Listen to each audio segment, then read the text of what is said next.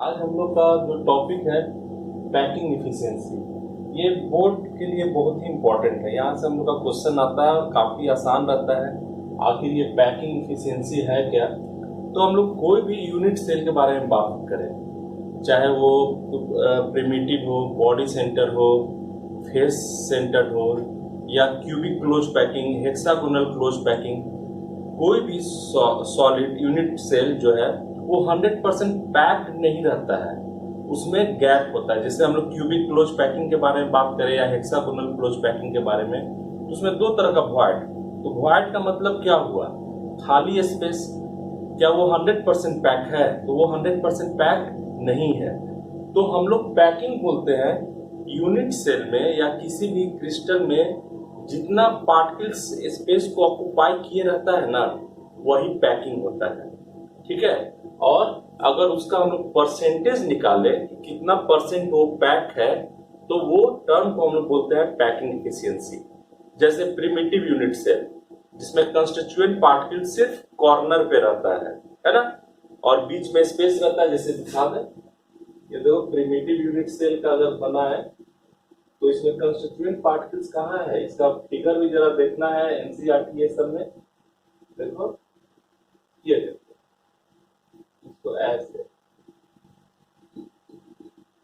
ये है ना, इसमें तुम्हारा गैप रहेगा, जैसे यहाँ पे गैप मिलेगा। ठीक है। तो हम लोग का पैकिंग का मतलब कंस्टिट्यूएंट पार्टिकल इस यूनिट सेल में कितना जगह को ऑक्युपाई किए हुए हैं, वही पैकिंग कहलाता है। जैसे प्रिमिटिव में जो 52.4% पैक्ड रहता है, बाकी इम्पटी रहता है। तो पैकिंग इफिशियंसी हम लोग का परसेंटेज होता है, जो हम लोग डिफरेंट यूनिट सेल में कैलकुलेट करते हैं। ठीक है। तो आज हम लोग यही पैकिंग इफिशियंसी को निकालेंगे। तो सबसे पहले अगर पैकिंग इफिशियंसी का डिफिनीशन के बारे में बात करना हो, तो हम लोग बोल सकते हैं किसी भी ये यूनिट सेल में कंस्टिट्यूएंट पार्टिकल जितना जगह को ऑक्युपाई करता है, वही उसका पैकिंग इफिशियंसी, पैकिंग कहलाता है। और जो परसेंटेज हम लोग कैलकुलेट करते हैं, वो उसका पैकिंग इफिशियंसी। तो पैकिंग इफिशियंसी हो गया the percentage of total space filled by constituent particle is called packing efficiency. Percentage of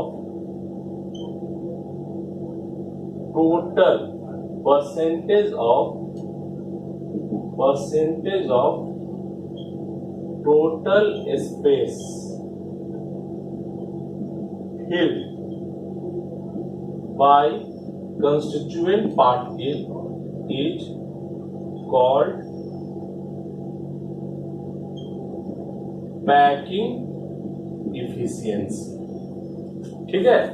ये हो गया परसेंटेज हम लोग निकालते हैं। Percentage of total space filled by constituent particle is called packing efficiency. ठीक है। तो हम लोग सबसे पहले निकालेंगे क्या इसका, तो सबसे पहले पैकिंग इफिशियंसी हम लोग निकालेंगे प्रिमिटिव यूनिट सेल का। उसमें कितना परसेंट पैक रहता है, 100 में से घटा देंगे तो वो खाली स्थान पता चल जाएगा। ठीक है। देखते हैं, सबसे पहले लिखते हैं percentage packing efficiency of primitive unit cell. ठीक है। अब प्रिमिटिव यूनिट सेल के लिए एक जरा हम लोग दिखाए, सबको पता है प्रिमिटिव यूनिट सेल में कंस्टिट्यूएंट पार्टिकल्स कहाँ कहाँ होता है, तो सभी कॉर्नर पे होता है।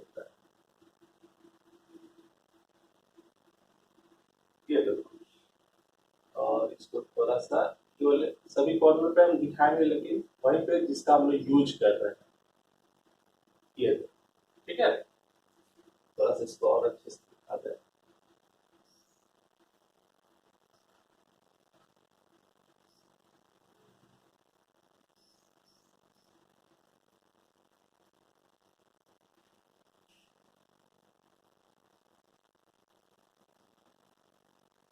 ये यहाँ भी है, यहाँ यहाँ यहाँ, बस ये दोनों का दिखा रहे हैं। ठीक है। अब सबसे पहले ये वाला पार्ट, ये स्फीयर का ये पार्ट क्या हो गया, रेडियस हो गया आर, ठीक है। और ये भी पार्ट क्या हो गया, रेडियस हो गया आर। और आर, ये आर, और इसको हम क्या बोलते थे, एज ए। तो हम लोग एक रिलेशन लिख सकते हैं 2r इक्वल टू ए, और बहुत इंपॉर्टेंट रिलेशन है r equal to a by two, ठीक है। r equal to a by two, यानी प्रिमिटिव में रेडियस जो होता है एज का हाफ होता है। अब परसेंटेज पैकिंग इफिशियंसी इजीली निकल जाएगा। तो percentage packing efficiency equal to number of atoms into number of atoms into volume of a sphere by volume of cube। तो ये जो क्यूब है इसका वॉल्यूम क्या हो जाएगा, a क्यूब, ठीक है।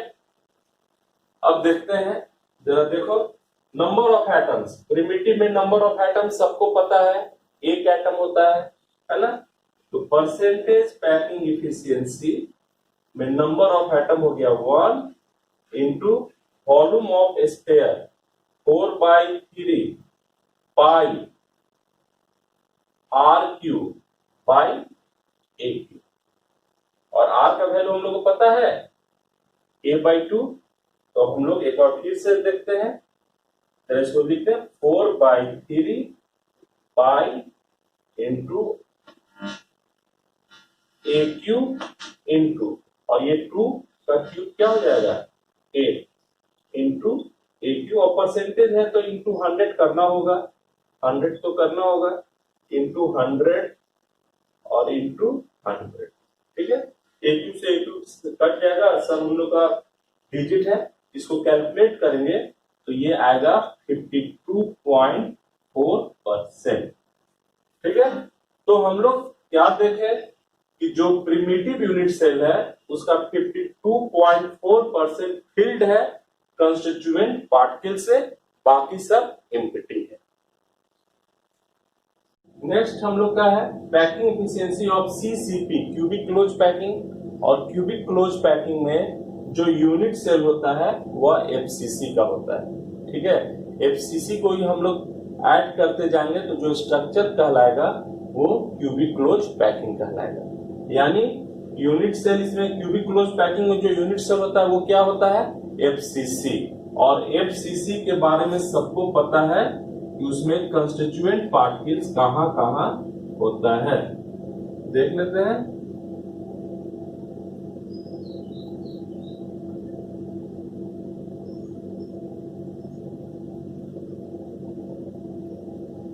ये जैसे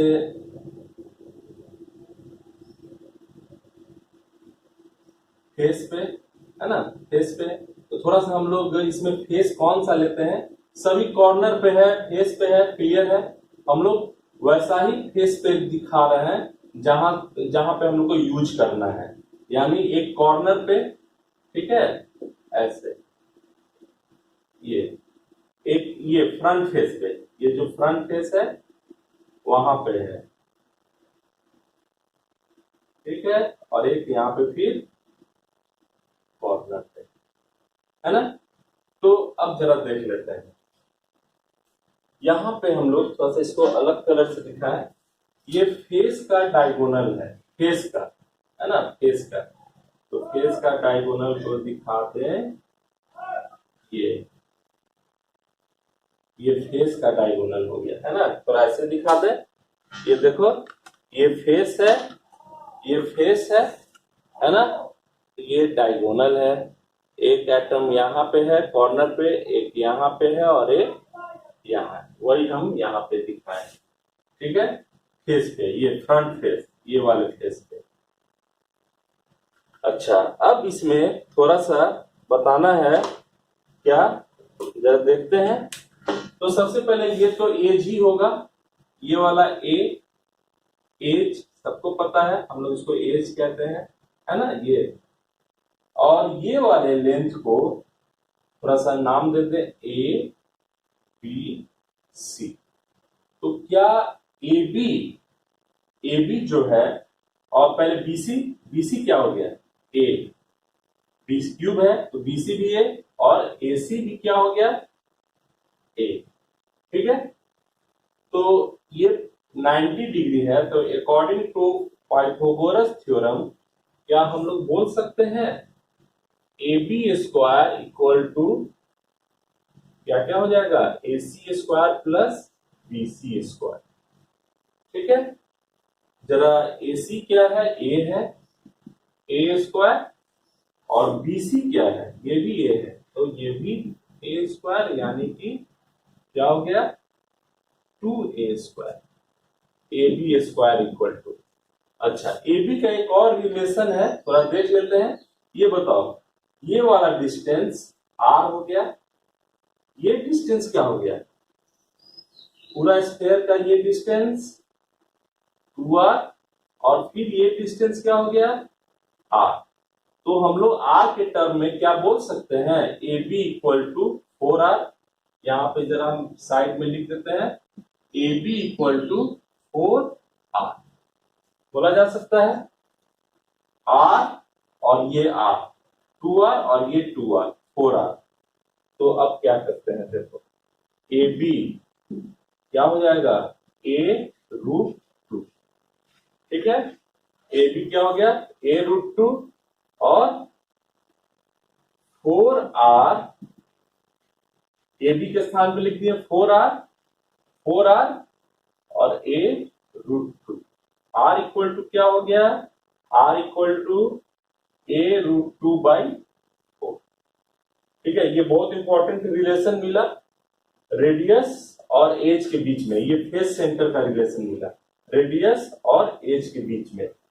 और इसको थोड़ा सा हम लोग सिंप्लीफाई कर सकते हैं, रूट 2 से ऊपर भी, रूट 2 से नीचे भी, तो ये रूट 2 इंटू रूट 2 हो गया, तो यहां से ये कट जाएगा। और ये भी रिलेशन हम लोग याद रख सकते हैं, a बाई 2 रूट 2। ठीक है, ये हुआ। अब रेडियस और एज के बीच में हम लोग का रिलेशन मिल गया। अब फिर से परसेंटेज पैकिंग इफिशियंसी का फॉर्मूला सबको याद होगा, number of atoms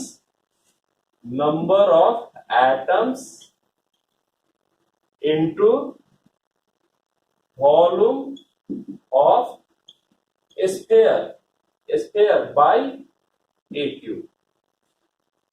face centre में नंबर ऑफ एटम्स 4।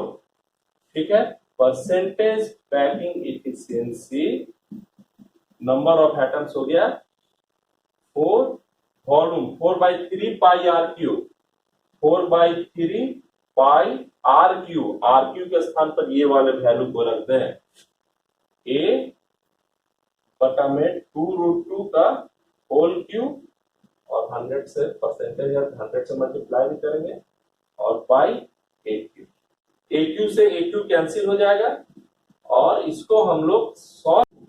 तो आगे अब जरा देख लें, इसको सॉल्व करेंगे, ए क्यू कैंसिल हो जाएगा, और ये 74% के आसपास आएगा। तो क्यूबिक क्लोज पैकिंग में हम लोग का जो इसमें यूनिट सेल जो एफसीसी होता है, इसमें 74% कंस्टिट्यूएंट पार्टिकल से फिल्ड रहता है, बाकी सब एम्प्टी होता है। नेक्स्ट, बॉडी सेंटर में कितना परसेंट फील्ड होता है उसका कैलकुलेशन करना है। ये भी काफी आसान है। सबसे पहले बॉडी सेंटर का दिखाएं।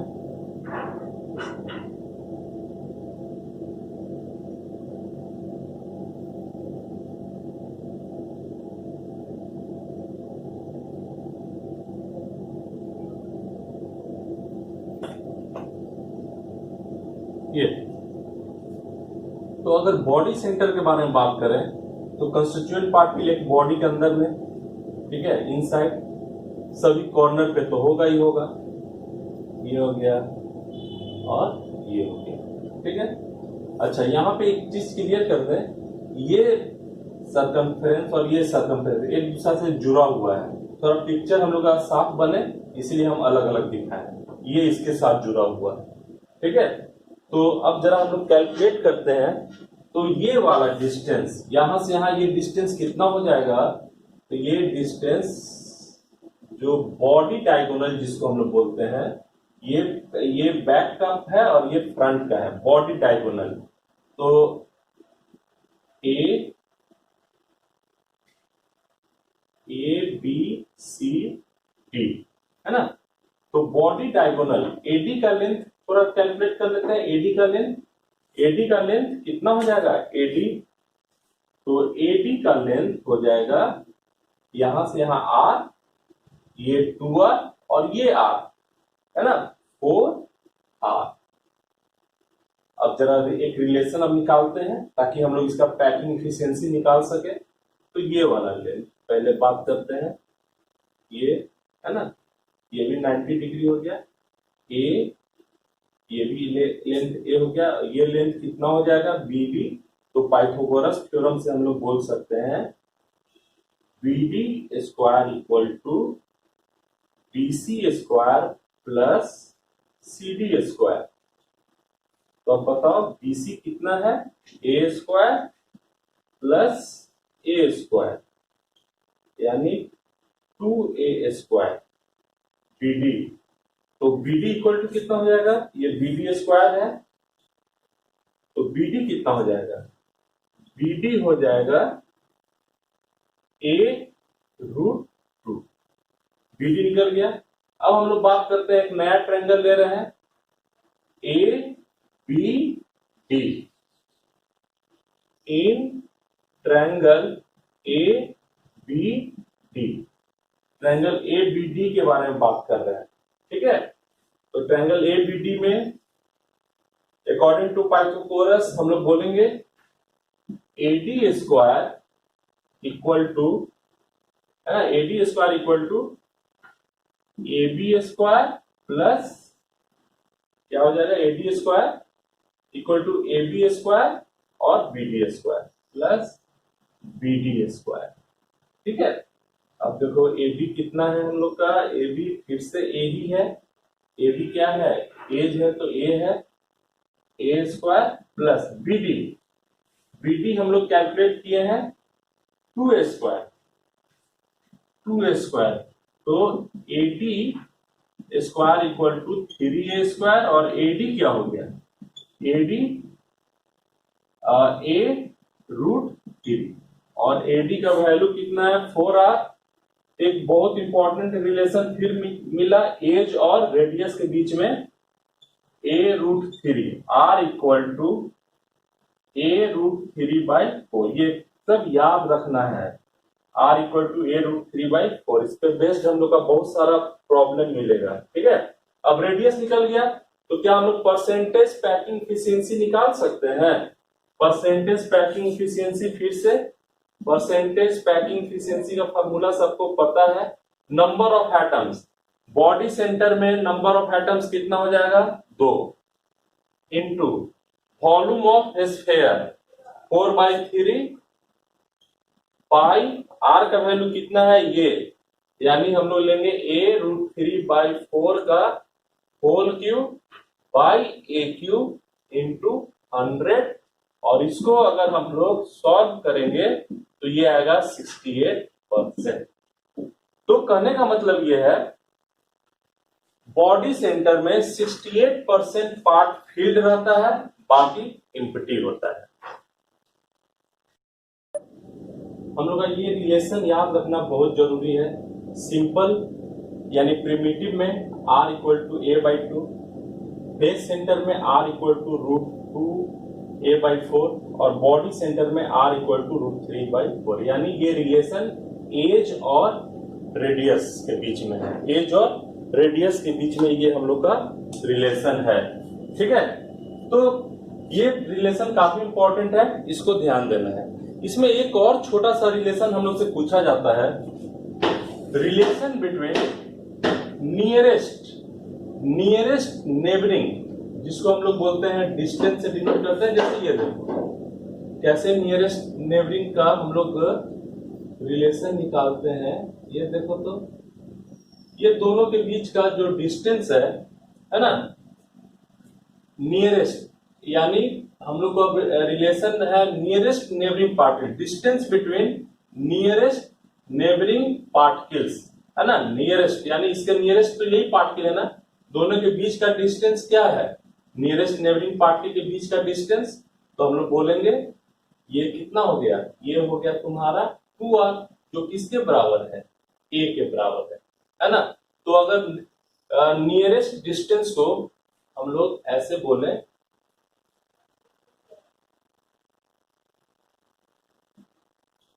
Distance between nearest